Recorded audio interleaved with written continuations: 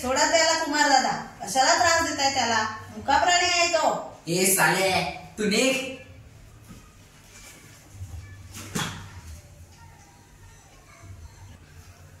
आता हे तिसऱ्यांदा होतं याचं. एकदा एका मुलाच्या तोंडात मुद्दामून बोटी टाकली, दुसऱ्यांदा एकाला शाळेच्या टाकीवरून ढकलून दिलं. काय तर म्हणे उडायला शिकवतो. मग खेळतच होतो ना आम्ही. जाऊ द्या सर, यावेळेस सोडून द्या त्याला. तुमच्याकडे बघून सोडतोय, परत असं काही झालं तर आम्हाला नाईलाजाने शाळेतून काढून टाकावं लागेल याला.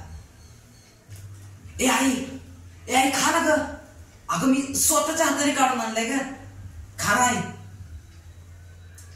अगं तू त्या अध्यापक सरांचं काय ऐकतेस ग? तो काय पण बडबडतो. अगं आणि जर तुला वाटत असेल ना तर मी परत नाही करणार का असं. मी एकदम मतासारखं वागेन ग, गोड गोड. खाना आई.